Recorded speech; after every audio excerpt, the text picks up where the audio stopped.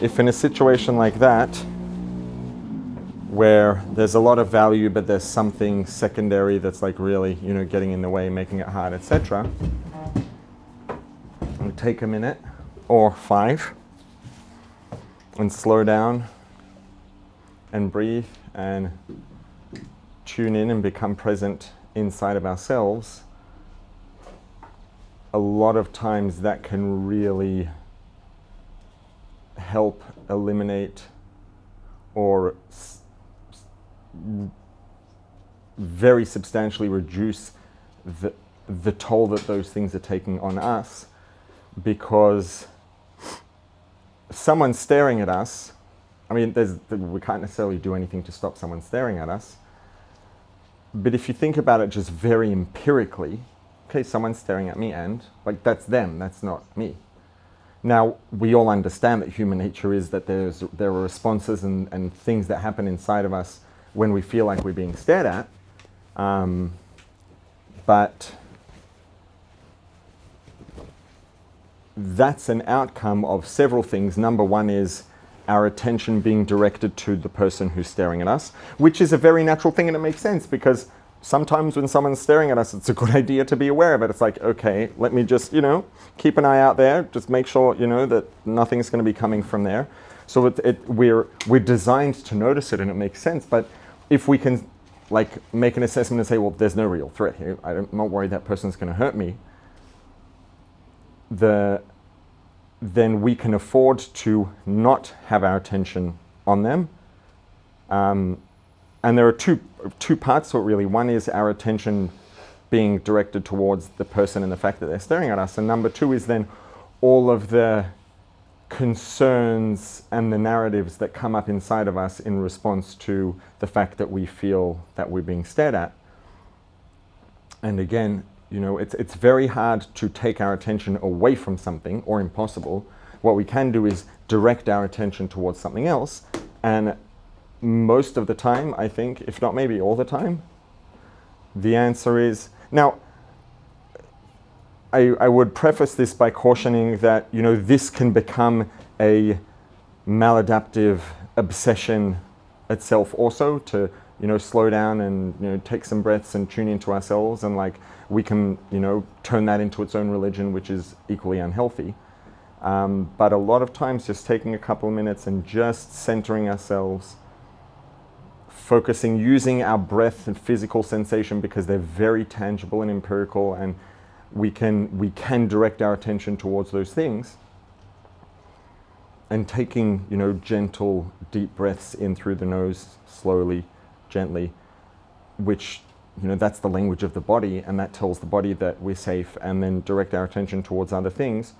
Those, 2, 3, 5, even 10 minutes we spend doing that, the dividends that it can pay once our attention is now focused on us, on our experience, on where we are and what we're here for.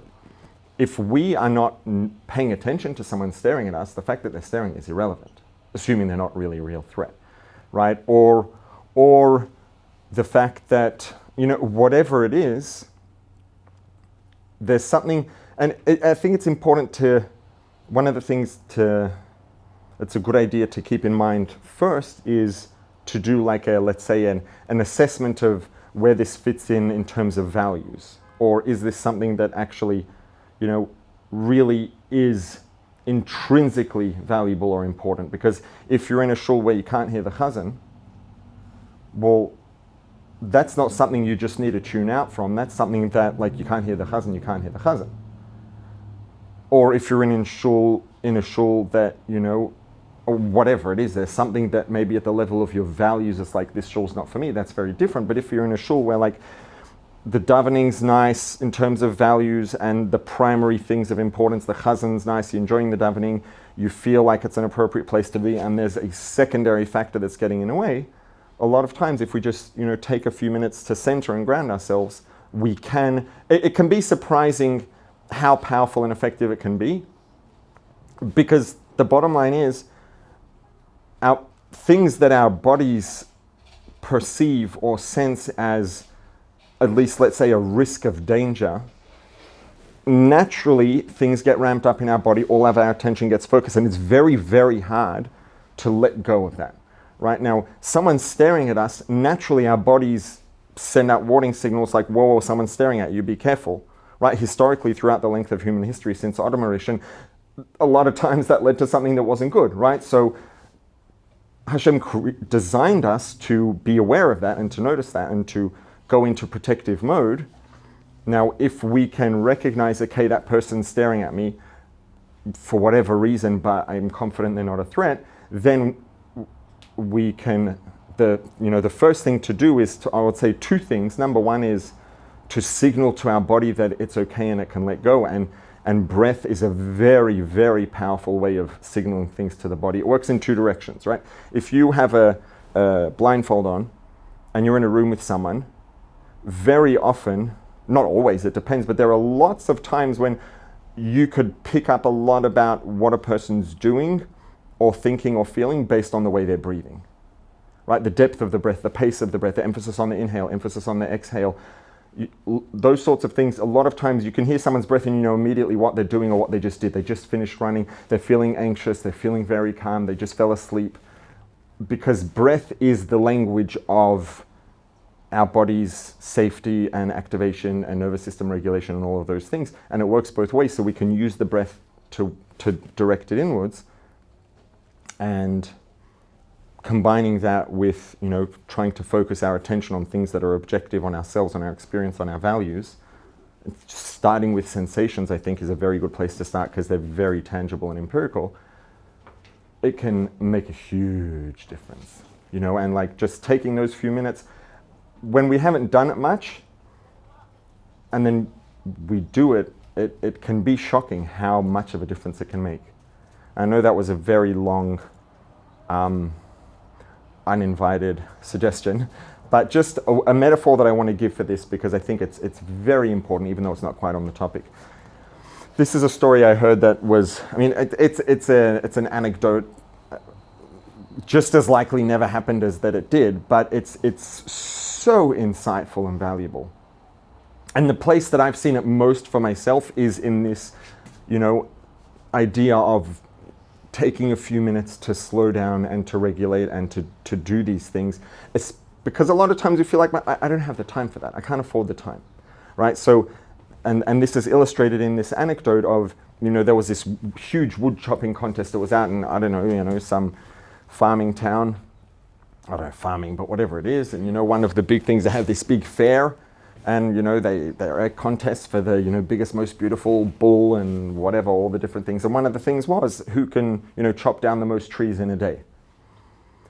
And there were a few people who showed up, and there was this, young, strong guy, 20 years old, shows up with his big axe and he's very confident. He's looking around and, one of the other people who's there is this, older guy, not like, super old, but, past his prime in terms of physical strength.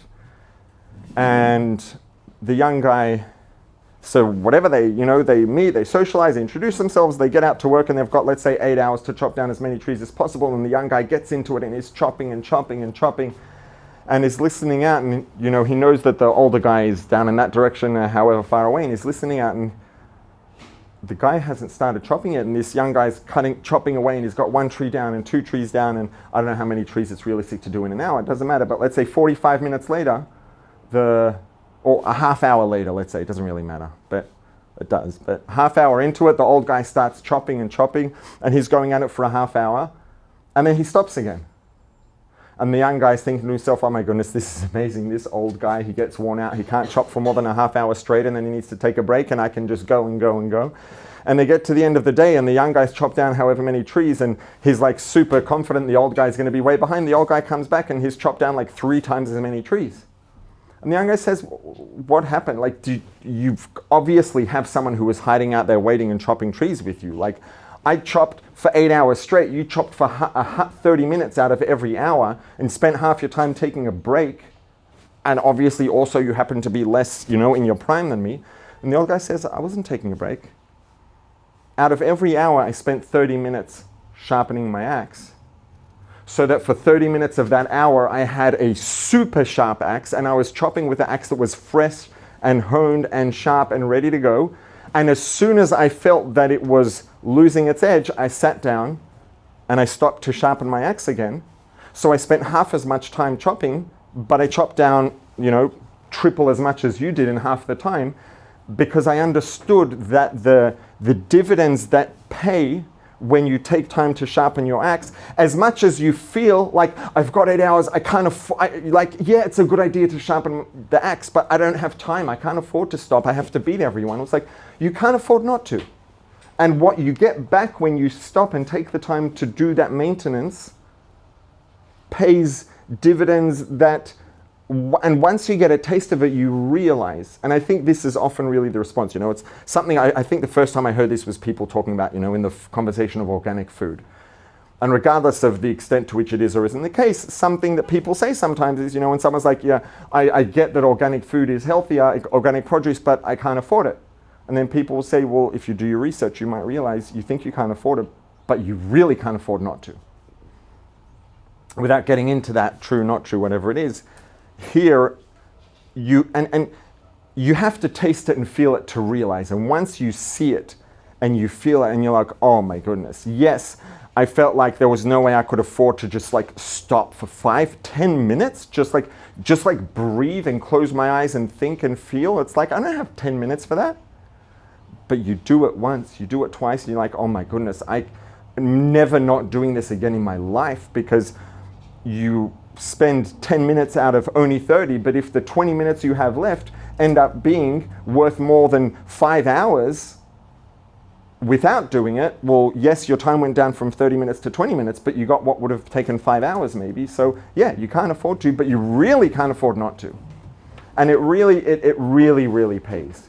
Taking the time to slow down, to breathe, to become present, it always pays, just about.